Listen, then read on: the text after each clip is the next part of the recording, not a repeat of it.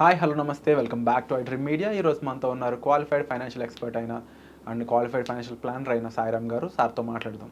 నమస్కారం sir. Hi Virat.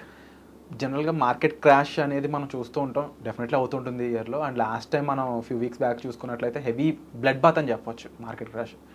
అయితే అలాంటి సిచ్యువేషన్స్లో ఫైనాన్షియల్ ప్లానింగ్ కానీ మనం తీసుకోవాల్సిన యాక్షన్స్ కానీ ఏ విధంగా ఉండాలంటారు? సో ఫస్ట్ ఆఫ్ ఆల్ ఈ మార్కెట్ క్రాష్ని ఎక్కువగా ఆలోచించడం మానేయాలి. వద్దంటారు డిస్కషన్. సో మార్కెట్స్ జనరల్గా క్రాష్ అవుతుంటాయి, అది మార్కెట్స్ యొక్క నేచర్. అవును. సో మార్కెట్స్ పెరిగినప్పుడు అంతగా ఎవరు అడగరు, కానీ క్రాష్ అయినప్పుడు మాత్రం బ్లడ్ బాత్ ఇవన్నీ ఎక్కువగా ఊహించుకుంటుంటారు. సో మనకేంటంటే లాస్ట్ సెప్టెంబర్ 26 నుంచి మార్కెట్స్ ఈరోజు మొన్నటి వరకు దాదాపు 10% పడ్డాయి. సో ఈ 10% కూడా ఊహకు అందని విధంగా పడ్డాయి. సో జనరల్గా ఏంటంటే మనకు మార్కెట్లో ఒక నానుడు ఉంటుంది. సో లార్జ్ క్యాప్స్ కొంచెం స్టేబుల్గా ఉంటాయి. సో లార్జ్ క్యాప్స్ ఇండెక్స్ అనేది 10% ఇండెక్స్ మీద పడింది, కానీ మిడ్ క్యాప్ కూడా 10% పడింది, స్మాల్ క్యాప్ కూడా 10% పడింది, ఓవరాల్ మార్కెట్ కూడా 10% పడింది. సో అక్రాస్ క్యాప్స్ ఈక్వల్గా పడింది ఈ ఫాల్. కేటగిరీస్ వైజ్గా చూసినప్పుడు ఈ ఫాల్ అనేది లార్జ్ క్యాప్స్ని ఎక్కువగా ఎఫెక్ట్ చేసింది. సార్, అంటే ఇక్కడ మీరు large cap, mid cap, small cap అన్నీ కూడా 10% పడ్డాయి అన్నారు కదా. మరి స్టిల్ మీరు ఇంకొక స్టేట్మెంట్ పాస్ చేశారు, లార్జ్ క్యాప్ ఎక్కువ ఎఫెక్ట్ అయ్యాయని. సేమ్ పర్సంటేజ్ కదా, మరి ఎఫెక్ట్ అవ్వడం ఎలా ఎక్కువ అవుతుంది? సో విరాట్, ఈ 3 క్యాప్స్లో కూడా మనం చూసుకుంటే మార్కెట్ క్యాపిటలైజేషన్ చూస్తే లార్జ్ క్యాప్స్కి చాలా ఎక్కువ ఉంటుంది.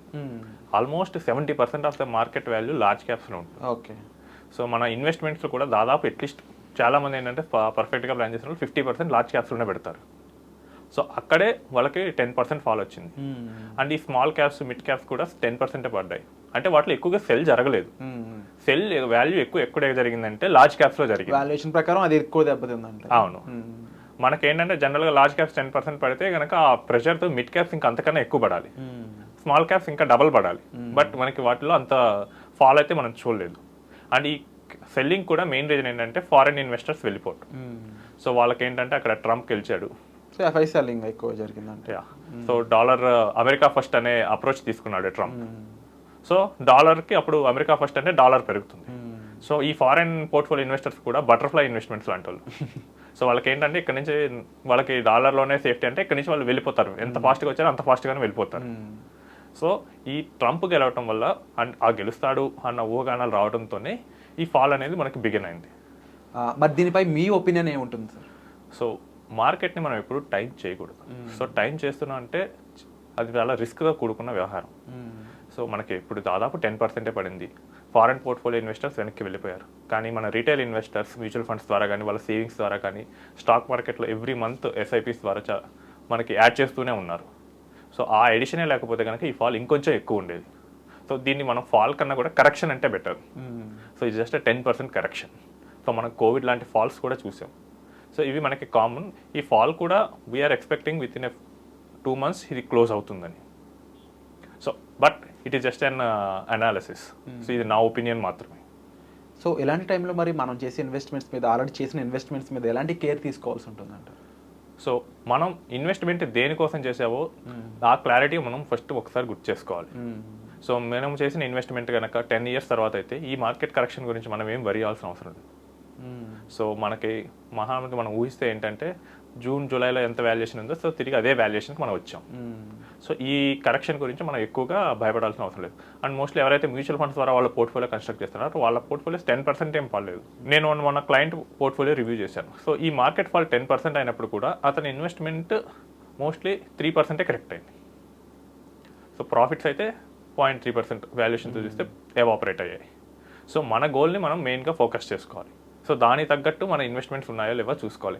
అంతేకాని మార్కెట్స్ ఫాల్ అయ్యాయి మనం ఇక్కడ అమ్మేసి మళ్ళీ మార్కెట్స్ పీక్ నుంచి బాటంకి వెళ్ళినప్పుడు నేను కొంటాను అలాంటివి అయితే అస్సలు చేయకూడదు. సో మార్కెట్ పడిపోయింది, ఇక్కడతో పడతాం ఆగిపోతుందని ఎవరైనా గ్యారంటీ ఇవ్వగలరా? సో చాలామంది నన్ను అడుగుతూ ఉంటారు, సో మార్కెట్స్ పడుతున్నాయి కదా, నేను ఇప్పుడు మొత్తం నా పోర్ట్ఫోలియో మొత్తం అమ్మేసి మార్కెట్ బాటంకి పడ్డాక కొంటాను అంటారు. బట్ మార్కెట్ బాటంకి పడిందని ఎవరు చెప్తారు? Only God can know it. Of course. So మనం మన గోల్ని చూసుకోవాలి. ఈ ఫాల్లో ఇంకేమైనా చేయాలనుకుంటే ఒకే ఒకటి, మీ దగ్గర ఎడిషనల్ సమ్ ఉంటే కనుక, ఏమైనా మనీ ఉంటే కనుక వాటిని ఇన్వెస్ట్ చేయండి. ఇన్వెస్ట్ చేయడం ఆపొద్దు. ఇన్వెస్ట్ చేయడం ఎట్టి పరిస్థితుల్లో ఆపకూడదు. తక్కువలో ఉన్నప్పుడు కొంటే ఎక్కువ పాసిబిలిటీస్ ఉంటుంటాయి. తక్కువలో ఉన్నప్పుడు కొంటే కనుక ఎక్కువ యూనిట్స్ వస్తాయి.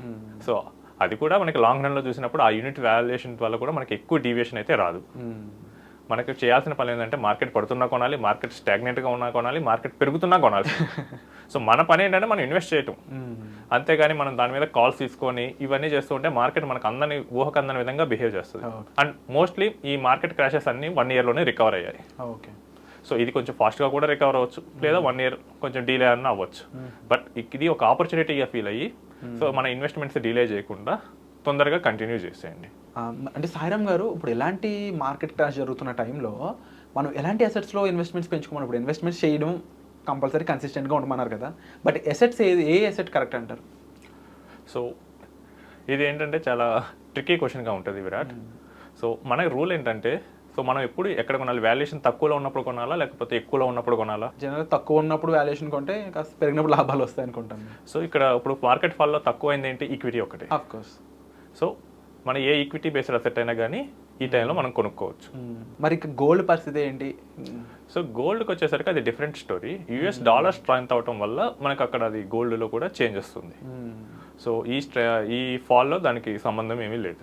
సో ఓవరాల్గా డిఫరెంట్ సిచ్యువేషన్స్ సినారియోస్ బట్టి అసెట్స్ వాటి బిల్డింగ్ అండ్ ఇన్వెస్ట్మెంట్స్ అనేవి ఉంటూ ఉన్నాయి. బట్ సార్ చెప్పే main point, investing is always consistent అనేది. స్టిల్ మీకు వీటిపై ఇంకా ఎంత అవగాహన కావాలి, ఇంకా అవేర్నెస్ కావాలి. మీరు ఆల్రెడీ ఇన్వెస్ట్ చేసిన స్టాక్స్ ఈ విధంగా ఉన్నాయి, మీ ఫైనాన్షియల్స్ ఈ విధంగా ఉన్నాయి, వాటిపై మీరు ఒక క్లారిటీ తెచ్చుకోవాలి, గోల్ బేస్డ్ ప్లానింగ్ చేసుకోవాలనుకుంటున్నా సరే వెంటనే డిస్ప్లే అవుతున్న నెంబర్స్ కాల్ చేసి సార్ యొక్క పర్సనల్ అపాయింట్మెంట్ మీరు తీసుకోవడం ద్వారా వీటిపై మరింత అవగాహనతో పాటు ఒక రైట్ ఫైనాన్షియల్ ప్లానింగ్ అనేది మీరు క్రియేట్ చేసుకోవచ్చు. So thank you so much sir. Thank you Virat.